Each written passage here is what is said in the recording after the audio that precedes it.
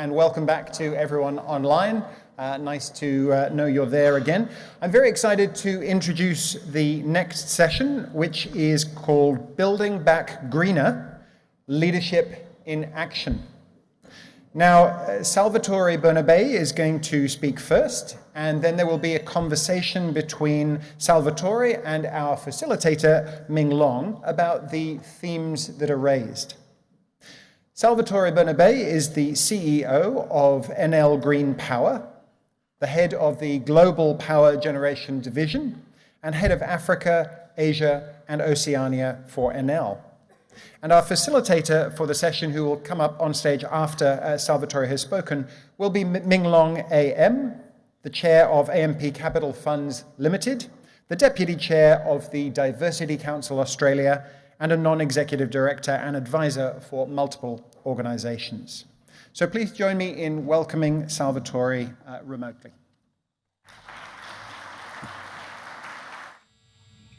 Good morning to everyone. Do you hear me? I hope so. Sorry for not being there with you. But in any case, I'm very excited to share this event together with you this morning. Morning in Italy because it's 8 o'clock here. So I guess I can start with the presentation, right? My presentation is about building back greener, leadership in action. I will tell you something about how Enel is facing this challenge of building back greener, especially after the pandemic. And more in general, I will try to represent you what is our strategy here at Enel in implementing a real sustainable vision. Okay, first of all, let's start with some info about who is Enel. Enel is a leader in the energy world, in the meaning that it is the first network operator in the world. We refer to private company, not state-owned, obviously, with more than 70 million end users. It's also the world's largest player in renewables, with 46 gigawatt of renewables installed and 49 considered all the capacity we manage worldwide. And it's also the largest retail customer base worldwide, with more than 7 customers who decided to choose Enel as provider of electricity. If we go to the renewables in particular, we can see what has been the growth in the latest years. If we go from 2015 to 2020, we see how we increased of 12 gigawatt hour installed capacity. Today, as I said before, we had 49 gigawatt of capacity, and consider that in the last year, in 2020, we installed 3.1 gigawatt of new wind, solar, hydro, and geothermal plants. And it represented a new record for us on renewable build capacity, and actually is the higher growth pace in the world, despite the difficulties we had to face when it refers to COVID-19. And if you go to our portfolio, you can see that we are present in more than 30 countries worldwide, with 4 technologies and more than 1,200 plants. More than 50% is hydro, but you can see like the stake of solar photovoltaic and wind is increasing, summing up more than 40%. And we have also 2% of geothermal. Just a reminder also that geothermal energy was discovered in Italy more than 100 years ago. And here we built the first geothermal power plant at the beginning of past century. What are we doing in the next years? You can see here, as today, with the 49 gigawatt of operating capacity, we are the leader worldwide, but we want to continue to be the leaders in the next years. So what we are planning to do, starting from this year, is to double our effort. This year, we are planning to install 5.8 gigawatt of capacity, almost doubling what done in 2020. And we want to build in the next 10 years something like 100 gigawatt. That is averages more or less 10 gigawatt per year. This would allow us to have more or less a 4% market share in 2030. So as you can see, the market is highly fragmented. As we, being the leader, will have only 4% from the current 2.5%. This is a peculiarity of renewables, that is a market that's very diversified and highly fragmented. Let's now speak about our pathway towards net zero by 2050. Our company, before than others, understood that they had to change dramatically their portfolio of capacity generation. And we put ourselves the objective to decrease by 80% our CO2 emission from 2017 to 2030.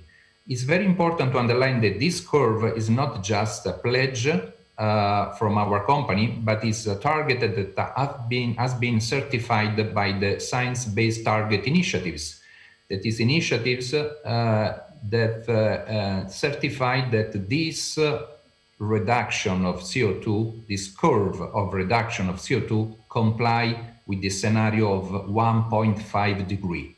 So by doing that, by going from 411 gram of CO2 per kilowatt hour in 2017 to 82 gram of CO2 in 2030, with referring to scope 1 emission, we will comply with the curve of 1.5 degree. This is very important because with a lot of company and people speaking about reduction of carbon footprint, having something certified by a third party, by the way, within the Science Based Target initiative, there are also NGOs like WWF.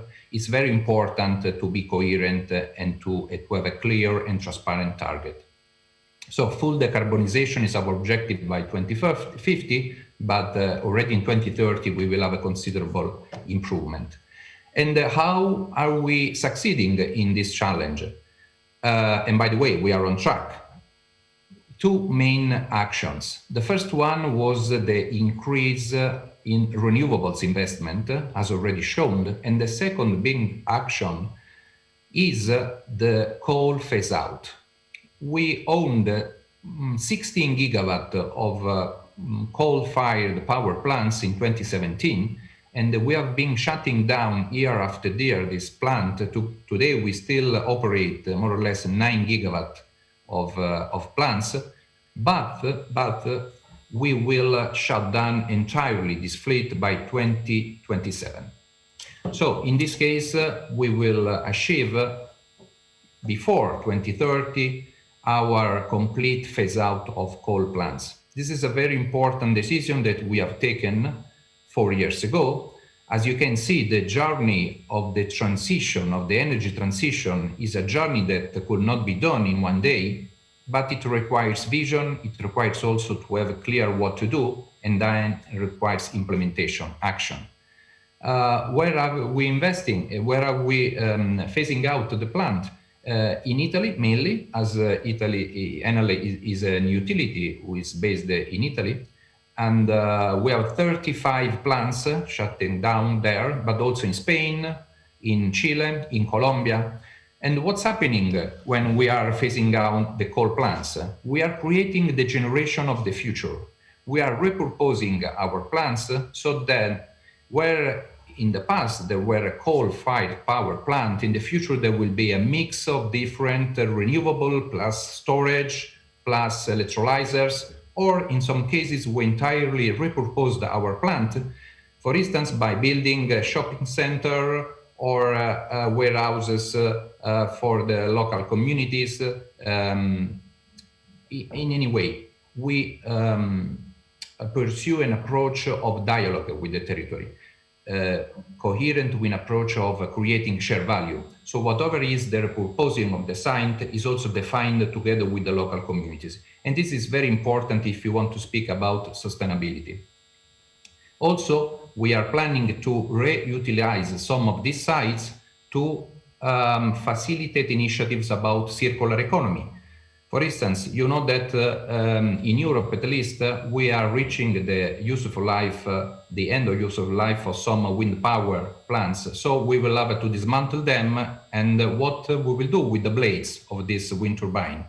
We are planning to use these blades within a circular economy project and to reutilize the brakes with a main component to build then roads. So we will devote one of our sites for this circular economy project.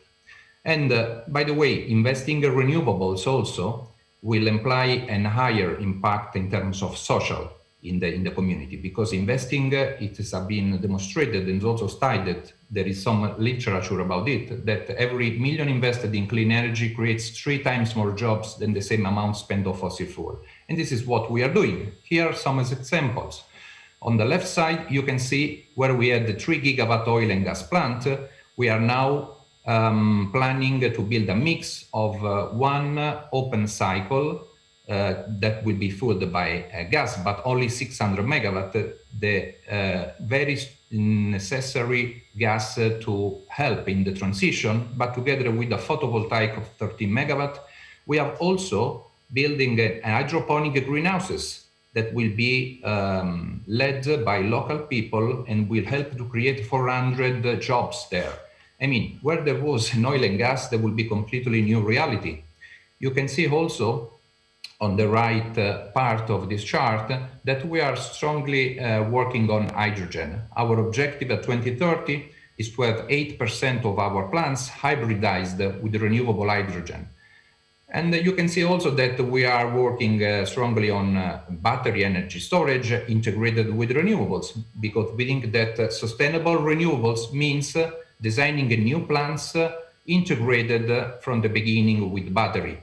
This is to stress less the grids and the network. And I know that in Australia, you know something about how strong is the stress to which are submitted the local networks.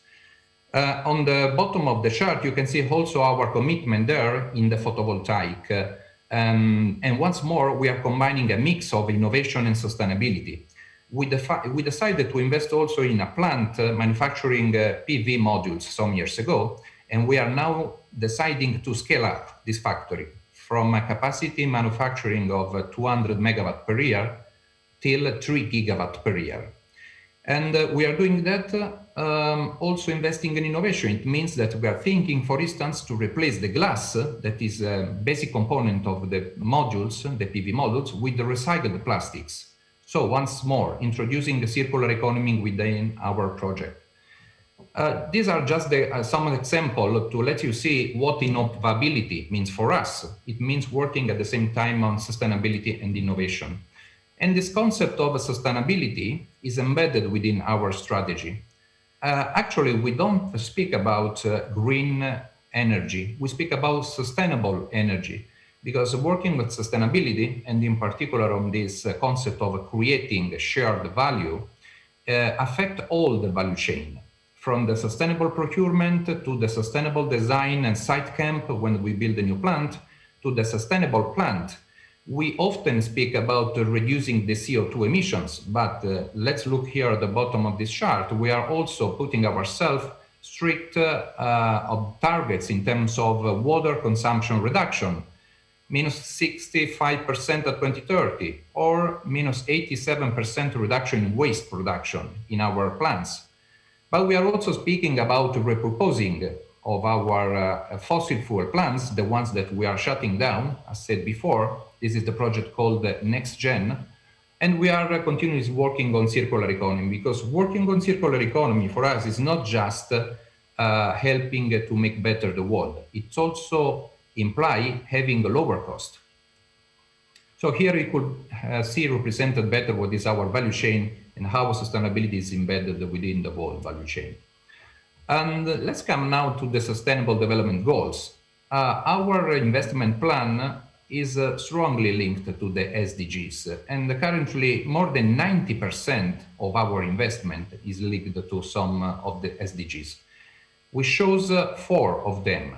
In particular, number 7, the objective Sustainable Development Goal number 7 was to do with affordable and clean electricity, but also we decided to work on number 9 and 11 that are about infrastructure and sustainable cities, and about 13 that is climate change. You can see here what are the KPI that we are monitoring and that are our targets. So the first one is the percentage of renewable capacity on our total fleet.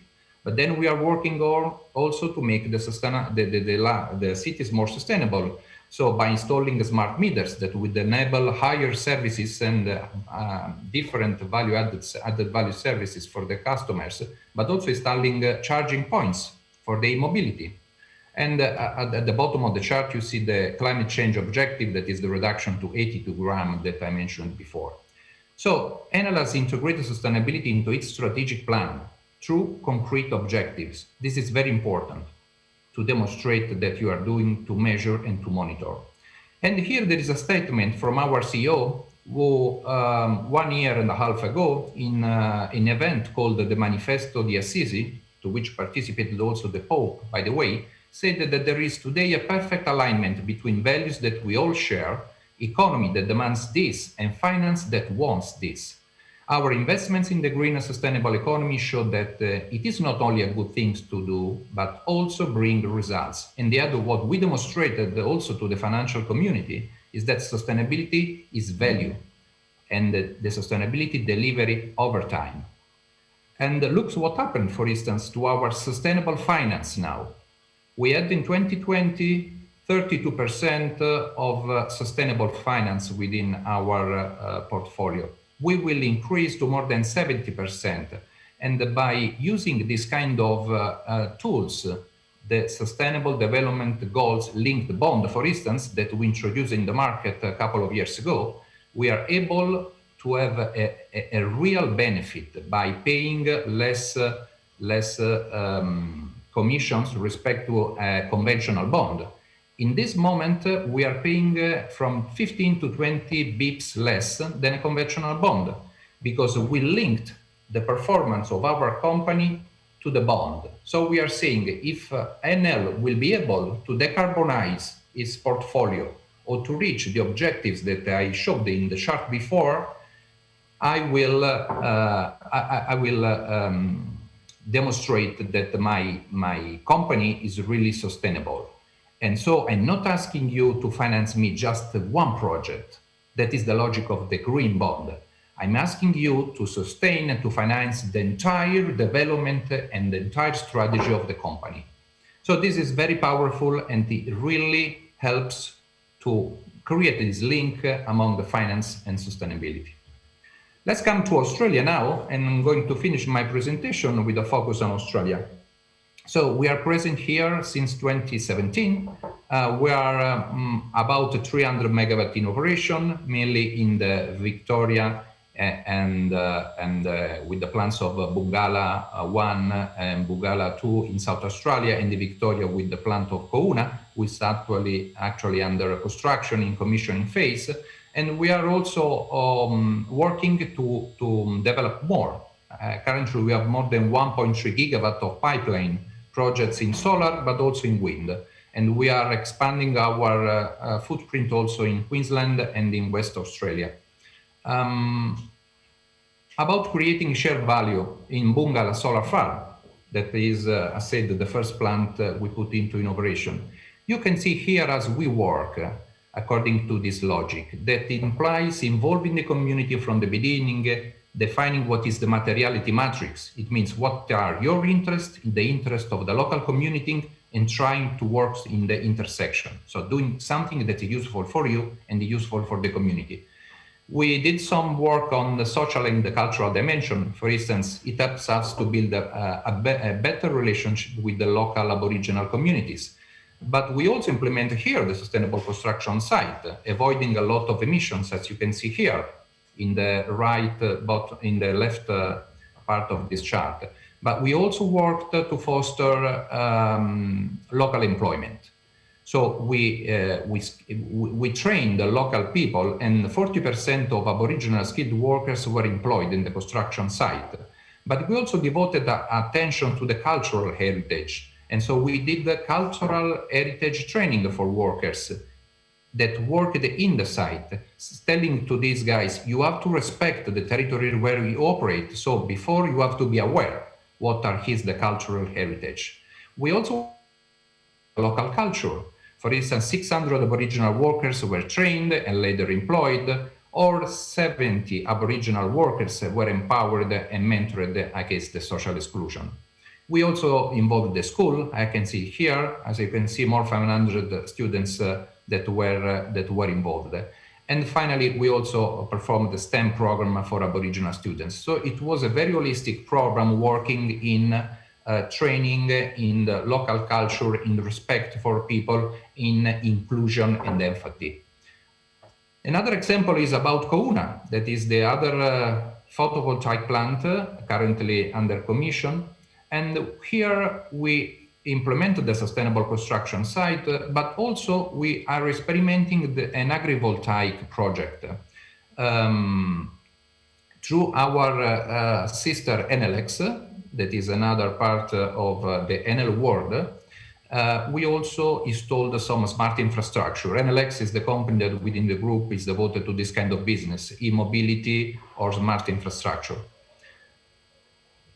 If it goes to our commitment in agrivoltaic, I can tell you that Kouna is just a part of a global program where we are experimenting a new kind of different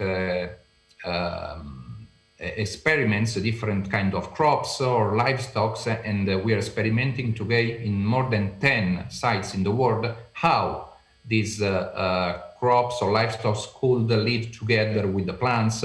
We are doing experiments about microclimate, soil moisture, etc., doing biophysical modeling to see how this coincidence could work. We think that is a very powerful idea to make live together the energy and the use of the land. Finally, a very good initiative, wonderful initiatives. We also engaged the local communities, also from Australia, in particular the Nukuno community, with a book called Voices of People, Voices of Nature. It's a book that doesn't speak at all about electricity, but just want to collect all the cultures of the communities that are living in the areas where we develop and operate our farms. And we want to emphasize here, we want to give visibility to the natural sources such as water, earth, sun, wind, and to tell how important are these sources for the communities that live in the surrounding of our plants. So we want to give this visibility to this concept. And to conclude my presentation, and sorry to be very fast, here are the main messages. So the energy transition is accelerating its path. Enel is leading here at the forefront of this energy transition, but it's something that has to be planned per time. You should have a clear purpose and vision to make it, because it is not easy, but it can be done. Leading the energy transition requires vision, but also continuous innovation. It requires new business models. It requires technology. At the end, our strategy is based on the concept of open power. Open power, it means to be open to collaboration with new partners, to different use of energy, to whatever is new. So we have not to be auto-referential if we want to really leave a mark here in the world. But decarbonization requires also disruptive and behavioral changes, which then turn into sustainable long-term business opportunity. We had the courage to say we cannot maintain this carbon footprint, this mix of portfolio generation. We have to phase out coal and we have to invest in renewables. This has been a dramatic change in, let's say, our behavior as a company. But the same claim could be done for everyone here. If we want to have a more sustainable world, we have also to change our behaviors. So sustainability is a lever for shared value creation at the end. And this sustainability means also that the transition should be just. So no one should be left behind. During the interview, I hope we will have time to go further in detail and to tell how are we also facing the difficulties that are embedded in this concept of energy transition. And for the moment being, this is all from my side. Thank you very much for your attention.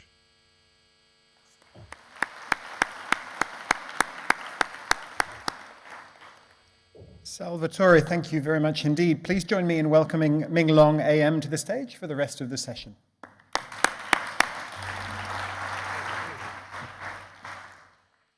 Oh, fantastic. I can see you as well. Salvatore, this section is on leadership in action, but I have to say, just listening to your presentation, I am so jealous because I can see the SDGs woven into your strategy, your transitioning, you're seeing it as an opportunity. I'm sitting here thinking, we need your help in this country.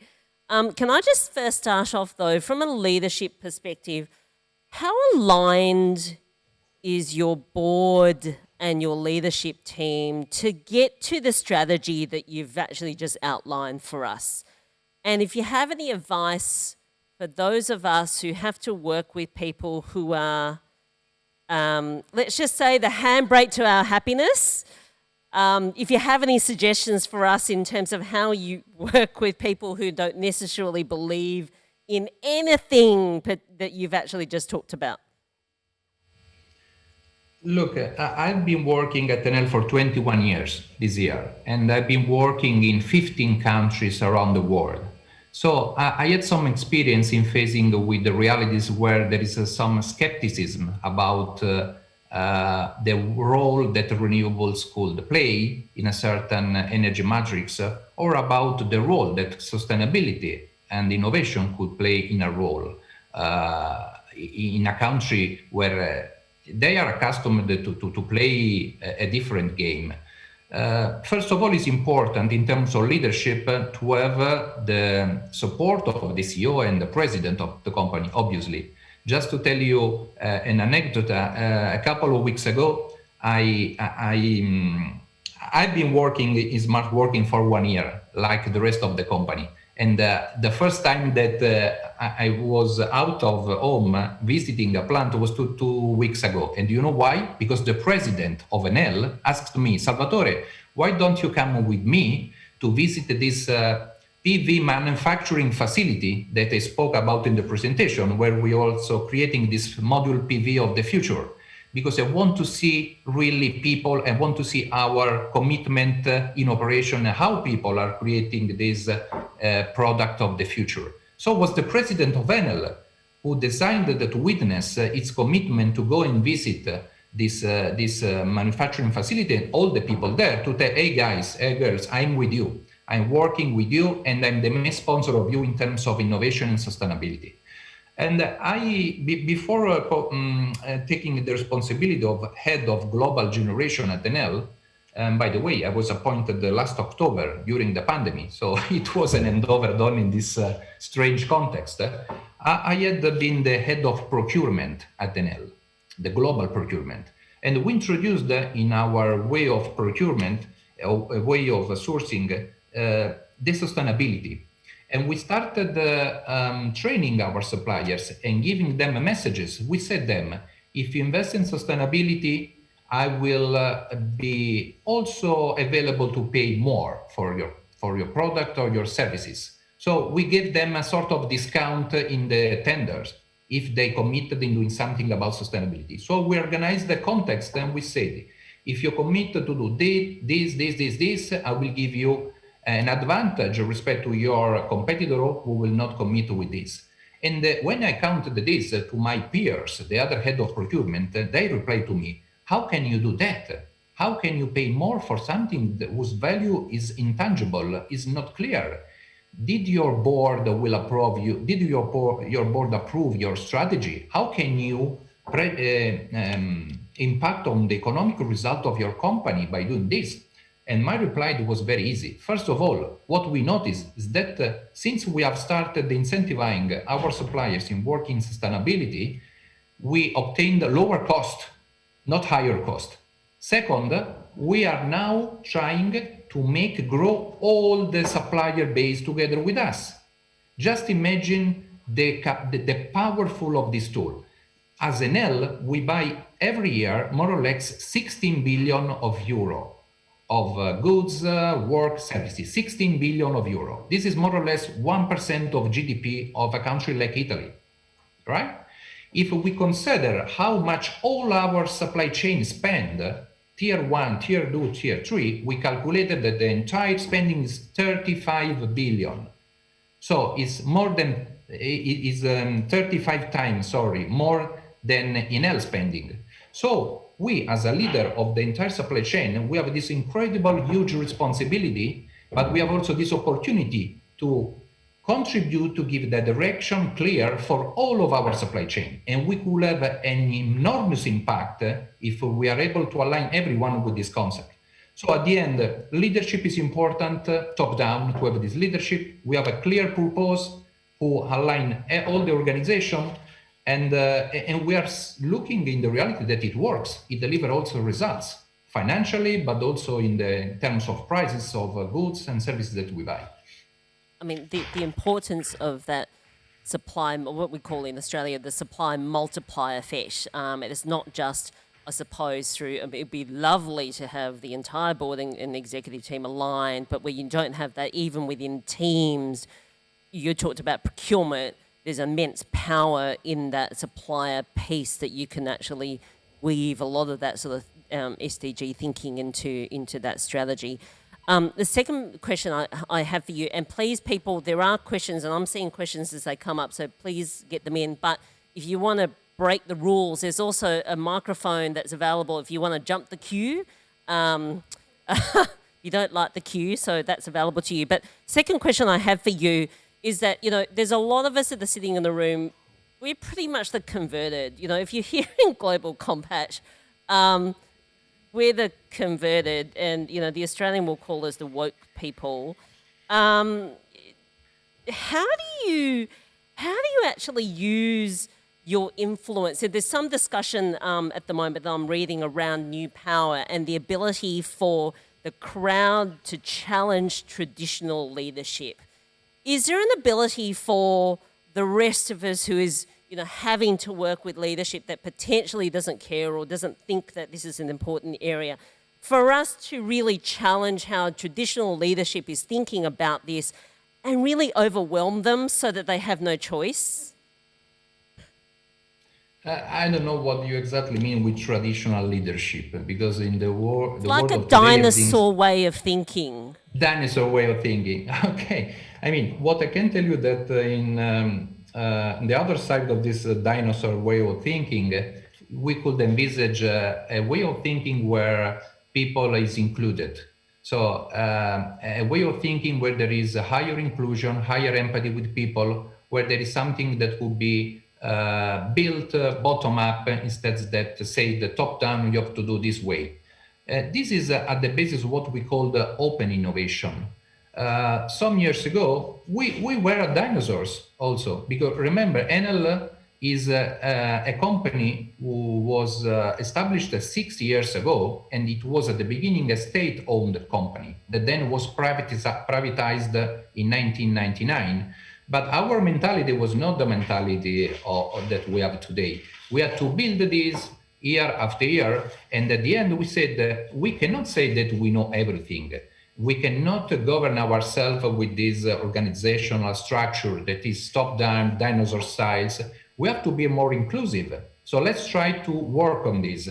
And we said open innovation. Open innovation means that we cannot define what will be the future of the technology alone, what will be the right decision to take in every step of our decision-taking process. We have to be open to others. And so we started by listening, simply actively listening to the others. Instead of saying, let's do the things this way, we asked to our stakeholders, what do you think about it? How you will do things? And this comes from the way we design and we develop projects, a new project, the creating shared value principle, to the way that we source. We ask to our suppliers, this is my technical specification. I want to reach this objective. First of all, I would like you to share the objective with me. Do you have a better idea to pursue this objective? This is what we are doing in all the level of the and speaking about innovation, we launched this powerful tool of open innovability platform where we publish some challenges and everyone in the world could help us to solve these challenges. So we are fostering people in taking risk, in also experimenting, in failing, but then starting again. So this entrepreneurial mindset is something that is quite recent in Enel. We can say that we have fostered since 7 years ago, but it's something that is now forming the real life of our being every day, of our spirit. I mean, it's such an important piece to be able to source that level of sort of collective thinking from your open innovation initiative, so that you're actually bringing the best of all that thinking into setting that strategy for the company. Which, I mean, but it has to be, I'm presuming at that point in time, from transition from private to from a state-owned to a private company, there had to be some special leadership in place that had the courage to put all of these initiatives in place. Is that right? It is absolutely right. Just imagine that our new head of human resources published a book recently called in Italian is La leadership gentile. We can say the gentle leadership. I mean, it's something that is in a way of working with people. Just an example. Now we are discussing about how will be the new normal. When the pandemic will be over, how we will come back to work. And some companies are saying, I'm deciding top down how to do. For instance, all the Mondays on the office, the Tuesday at home, the Wednesday on the beach, I don't know where. So they're finding some recipes based on I don't know what. Everyone is trying to invent or to figure out what to do because it's not easy. We decided to listen to people. So we said, let's speak, let's involve the head of the team. Let's go to the smallest team that we have. There will be a head of 5 people, 3 people, the smallest team. Let's speak with all these heads within the organization and let's ask them, what is your activity? And in the future, when do you think that, considering your specific activity, it will be worthwhile to go in the office or to go at home? And let's save some particular moment. For instance, the hiring of new people. For instance, where we have a negotiation with a supplier. For instance, where we have a staff meeting or a team building. But except a very few exceptions where we suggest to go in the office or in the same space with our colleagues, you will decide 2 days, or if you let open depending on the activity. Just to see an organization that is fluid, where people are involved, and it is. Yeah, I think it's interesting in Australia. There's been quite a number of articles that say for people who own office buildings, the CEOs have actually come out and say everyone must go back to the office 9 to 5 every single day of the week, and you can just see some of that self-interest being woven into. Gravitating back to what they've always known, but then the leadership that's actually required now is actually more distributed, and we have happier people if we ask them how they want to work. It's just how things work. I have a number of questions here. I do want to address this one because this is clearly number one. It's been up there for a while. It's the intersection, and I love intersection, between your renewable energy initiative, social sustainability, human rights and decent work. I saw some of that because you were talking about a just transition. Can you just talk a little bit more about how you're thinking about that transition plan and making it just, and where does human rights and decent work weave into that strategy?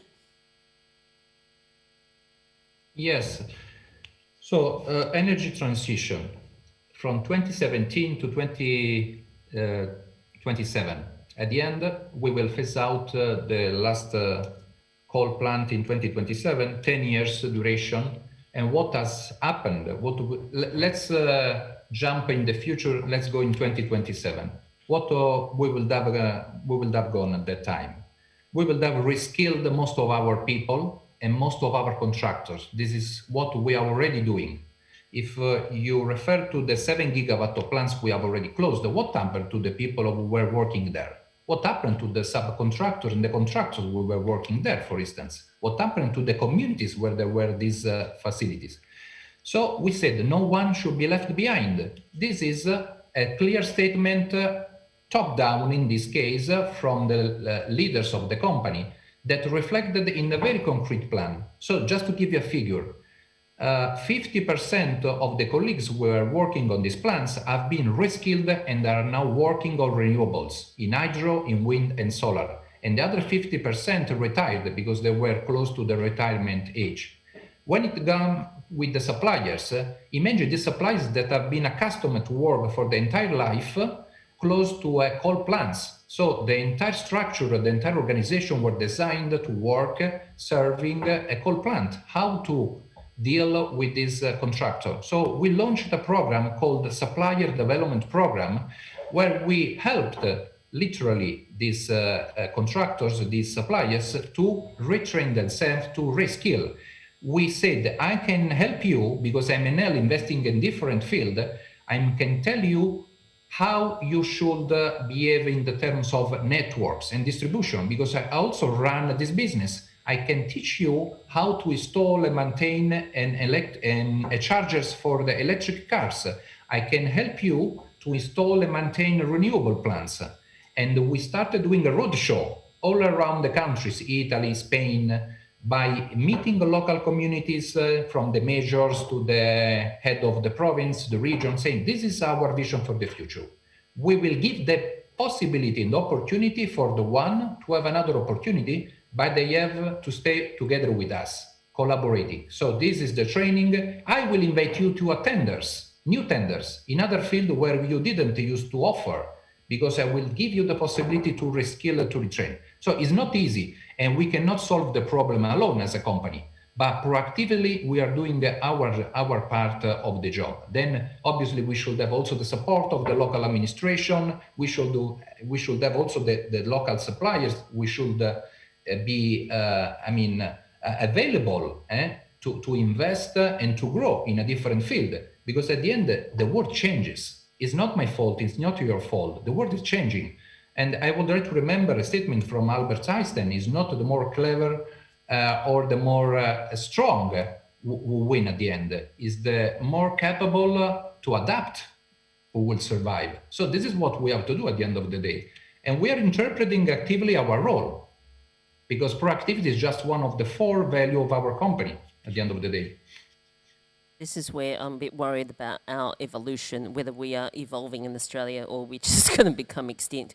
I was listening to Biden's climate summit recently, and I have to say, you listen to them, you think, yep. You get to Australia, you think, oh my God, I'm on the floor. How do you look at something like that, where you've got governments that aren't exactly getting to Paris? You talked about your science-based targets. You've got, obviously numbers to get you to net zero that's based on science. Do you feel, after listening to that Biden summit, any pressure to get there earlier, because we've got companies who will say the right thing but really aren't getting there, but then there's obviously companies like yourself that are on a path but potentially have capability to get to zero earlier than what you've already put? I'm putting pressure on you, I know that. Yes, the support of Biden or whatever strong country could help to accelerate the curve. But my main message there is that companies or citizens should really embrace a dramatic change. I used to be very straightforward and sorry for that. But if we decide to change our behaviors, in our case, our generation matrix, it's fine. So we will avoid the emission of CO2. If we start speaking about carbon offsets, it's just an excuse to not change. Because then when you start looking to how it works, the sectors of carbon offsetting is really a mess. If you understand what's happening with the forestry, reforestry, etc. So you have to have the courage to really change. And the support of a president like Biden or of the politicians in general could help for sure also to accelerate. But we could not accelerate if the governments or the companies or the citizens don't understand that we have really to change, not to try to find a shortcut to continue to do the same style of life, the same whatever, and then waiting in the technology to help us through some shortcuts is important, but is not essential. In particular, in the United States, I would like to remind that although in the previous presidency there was not being a support in terms of climate change, the development of renewables continued in the United States because the different states had their own policies who supported the energy transition.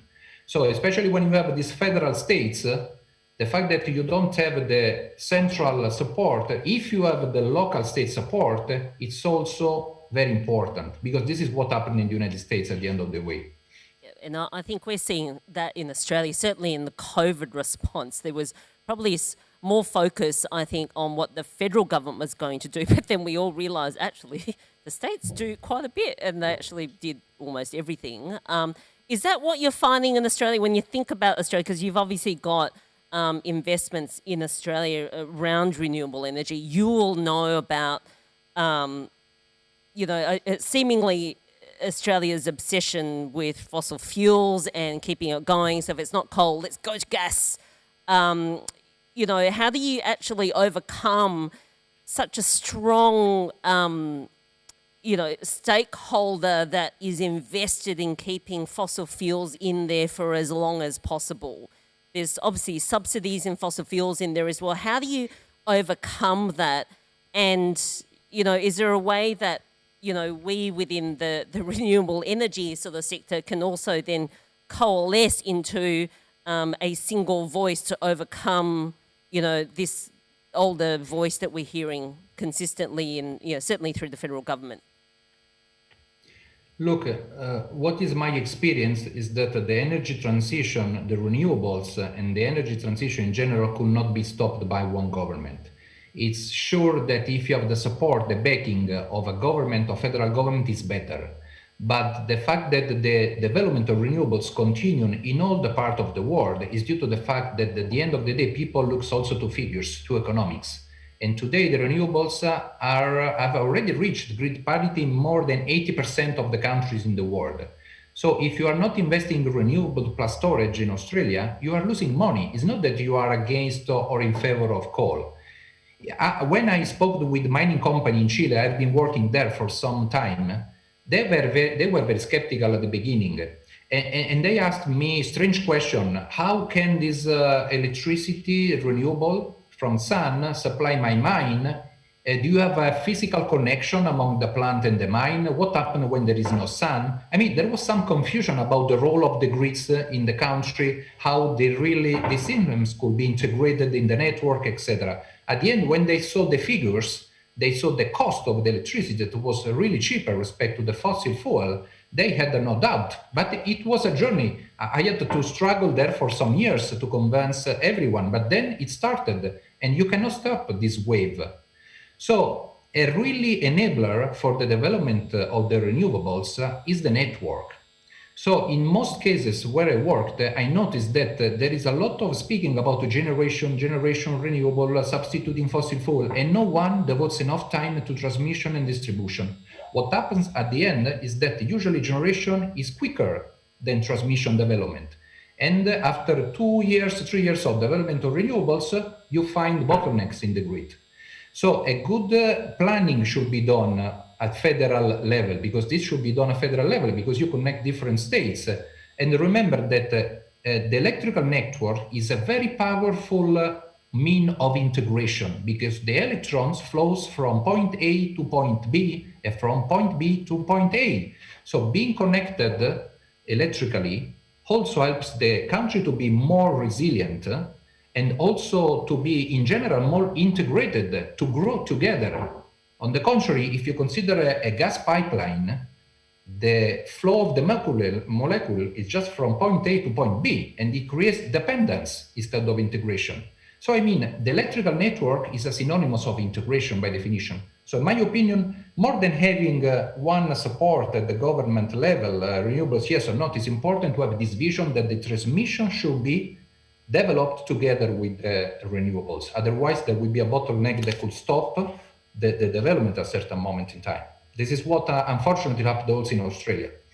Yeah, no, it's unfortunate because I think there still doesn't seem to be that sort of rhetoric appearing. I'm hearing you speak, and I just wish you'd run for Prime Minister in our country, because there isn't. I don't think there is a good understanding of where their investment should be. So it's back to the old sort of level of thinking. I have more questions. I just want to check if anybody's brave enough to ask a question and want to jump the queue. Okay, there's a question from the floor, Salvatore. Just hang on while we get the microphone to her. Okay. Thank you. Hi, my name's Catherine Tay. Thank you very much. I was interested in your comment about transmission can be a bottleneck for renewable. And I'm just wondering if you can give us a little bit of insight about what you think is going wrong here and what you think we should do differently. Thank you. Look, my personal vision about what happened in Australia is that happened the same things that happened in other parts of the world.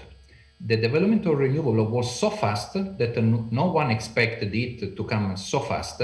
And at the end, the transmission that is usually slower than the development in generation, because it's very easy to build a power plant, a PV plant.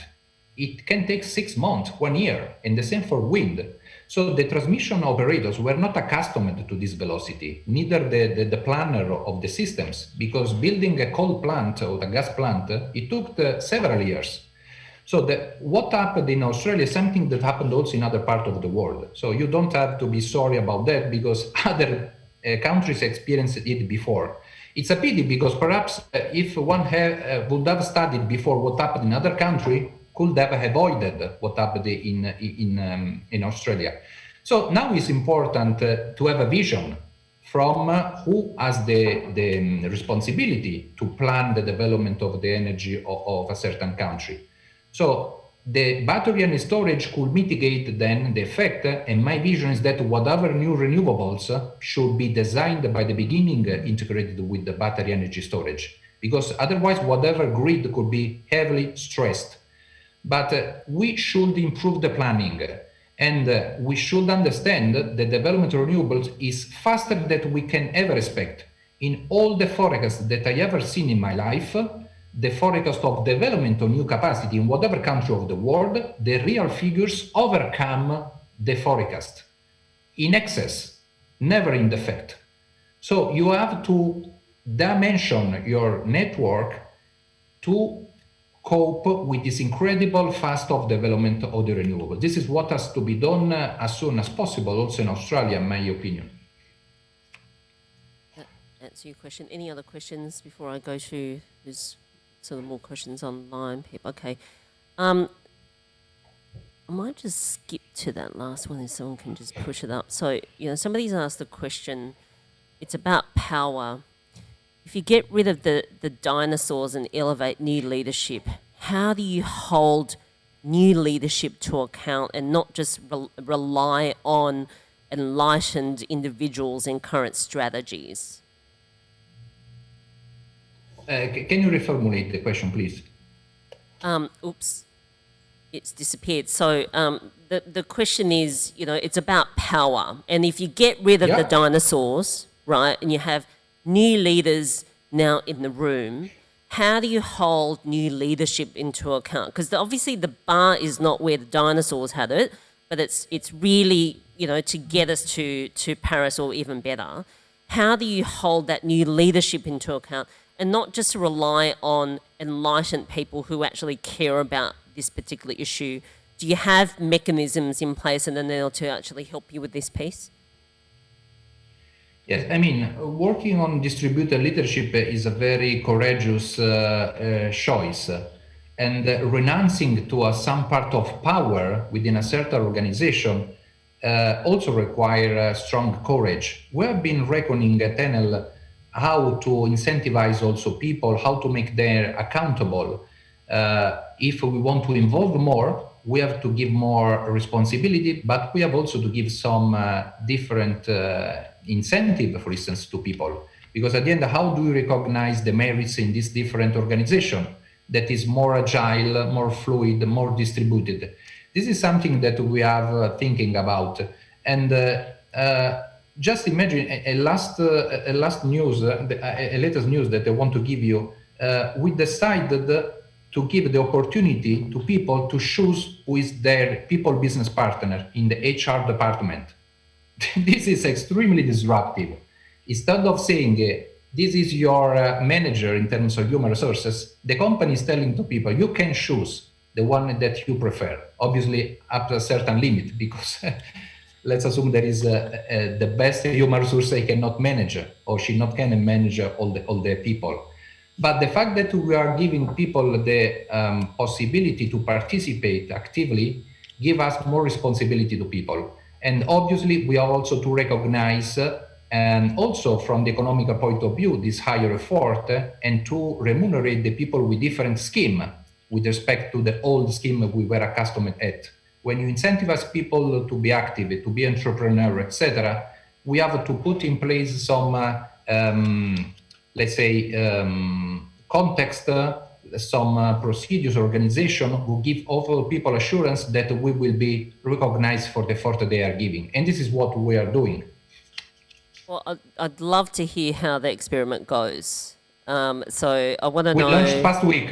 We launched the past week, so it's quite a new experiment. I can tell you in 6 months. I think Kylie, you need to follow up and let us know how that's going, because that's absolutely fascinating. We have a couple of minutes left. There's a question from the back there. We're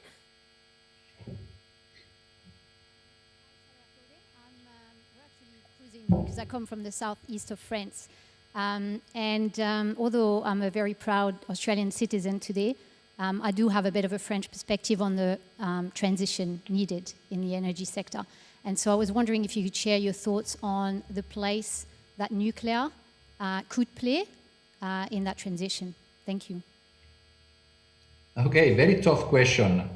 There is this big debate in Europe about the role of nuclear. And just to understand how difficult it is, or perhaps you have read that the European Commission defined a new taxonomy of what is a sustainable investment in the future, also in the field of energy, and decided to postpone whatever definition taxonomy about gas and nuclear, because there is a big contraposition, a big fight within the European Union about the country like France, who have strongly invested in nuclear in the past year, and the one who say, no, we have to continue on it. Look, I will give you just a very fine, very straightforward question. The strategy of Enel, the strategy that we say demonstrated to be more resilient, more sustainable, with creating value. I would like to remind also that Enel didn't lose value during the pandemic. It was one of the few companies who maintained the dividend within this very complicated year. It's a strategy that want to be very flexible. So our business plan should be readdressed or changed in a very short time. So it means investing in projects that have a very short time to EBITDA, 1 year, 2 years. If you invest in nuclear, you are saying that you will be tied to this investment for a long period.